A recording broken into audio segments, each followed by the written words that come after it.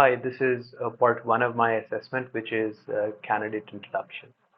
My name is Maz, and my background is in business analysis, project management, and process improvement. Over the last 10 years, I've worked with cross-functional teams, clients, and stakeholders to understand business problems, improve workflows, and help deliver projects successfully.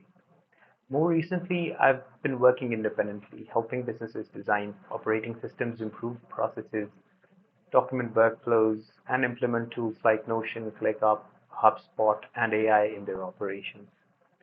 What I enjoy most is taking something complex or unstructured and turning it into clear, scalable system. I naturally enjoy understanding how businesses operate, identifying bottlenecks, and designing processes that make teams more efficient. That's one of the reasons this role immediately caught my attention because it aligns closely with the type of work I enjoy. Moving forward to the project I'm most proud of, one project that stands out was during my time at IBEX Global, where I worked as a business analyst for e-Telequote Insurance. So I was working between the client and our internal development teams.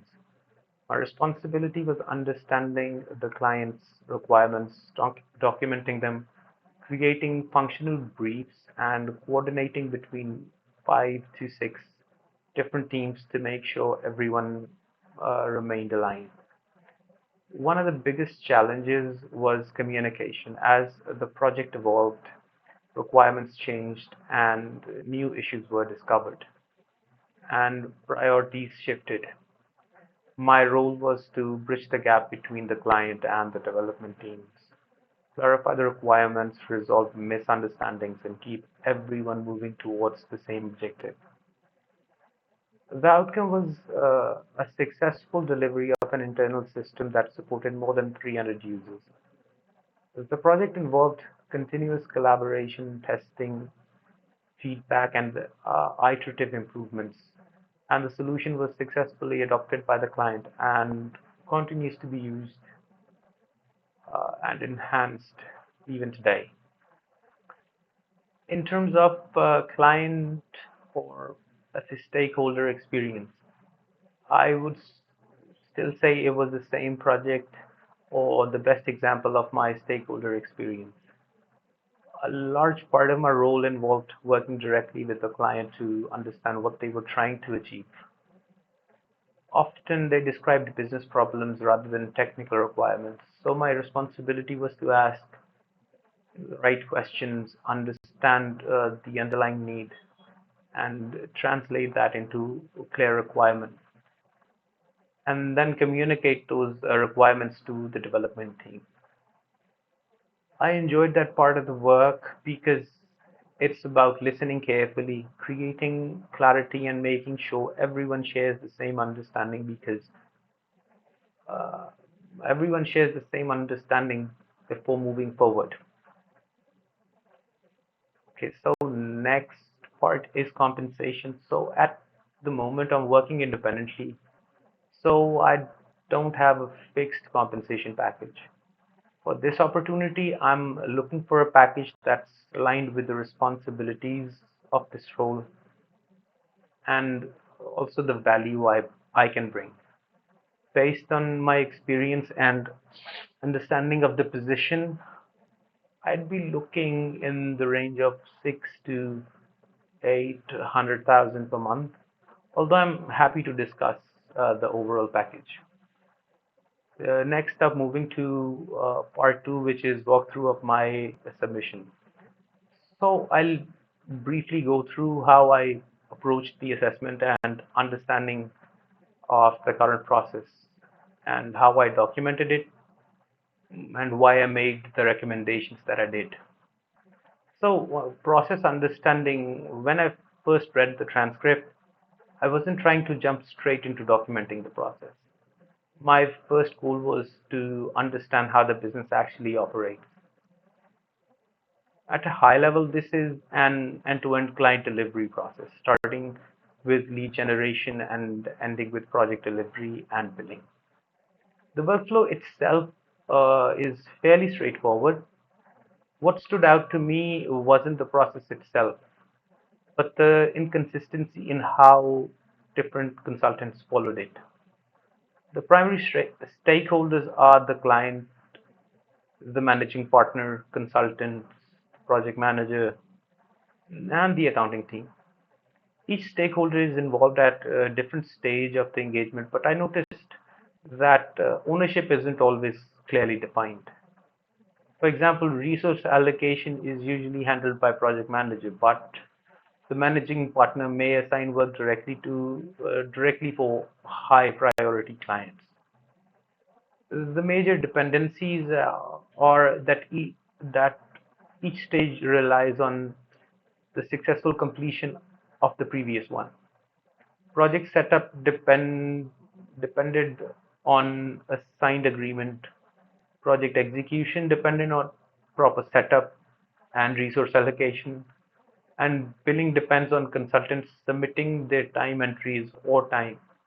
If one stage isn't complete properly, it creates a downstream issue for the rest of the process. The key decision point I identified were whether a lead is a good fit after discovery call, whether the proposal is approved or requires revision, and how projects are staffed and communicated based on client needs. Those decisions influence how the rest of the engagement progresses. In terms of documenting approach, when documenting the process, my goal was to create something that was clear, structured, and realistic. I started by organizing the information into the natural flow of client journey. Then documented the current process before moving on to identifying gaps and recommending improvements. One thing I was careful about was separating facts from assumptions. The transcript intentionally contained incomplete information, so whenever something wasn't explicitly mentioned, I did not try to fill in the blanks. Instead, I either identified it as an assumption or included it as a follow-up question for the next discovery session. Some of the areas I felt required additional validation were ownership of certain activities, proposal approval criteria, project completion procedures, billing rules, and documentation standards. Those details are important before creating a finalized process because they directly affect how the business actually operates. I believe that's how a real discovery process should work. The first meeting helps you understand the business, but additional stakeholder sessions are needed before finalizing any documentation.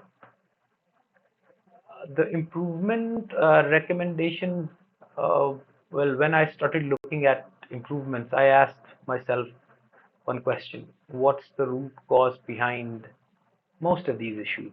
In my opinion, the answer was consistency. The stakeholder even mentioned that consistency was their biggest operational challenge, and I noticed the same pattern throughout the workflow. Different consultants were following different approaches. Documentation was stored in different places. Communication methods varied, and there wasn't a single specialized way of managing projects. Because of that, I prioritized recommendations that would standardize the way work is performed before introducing new technology. My thinking was uh, to improve the process itself before automating it. Once that foundation is in place, automation becomes much more effective. The opportunity I would prioritize first are automating lead capture, project setup, and reminder workflows because they remove repetitive administrative work, improve operational visibility, and are relatively straightforward to implement. I also intentionally separate workflow automation from AI opportunities because I don't think every operational problem requires AI. If a rule-based automation can solve the problem reliably, that's usually the better solution. For AI, I believe the biggest opportunities are proposal drafting, meeting summaries, and client status reports. These are activities that require understanding and generating content, where AI can significantly reduce admin efforts while still allowing consultants to review the output before it's shared with the client.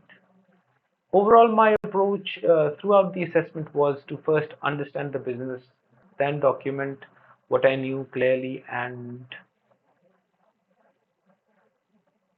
then apply improvement to the entire process and bring in efficient delivery of the process.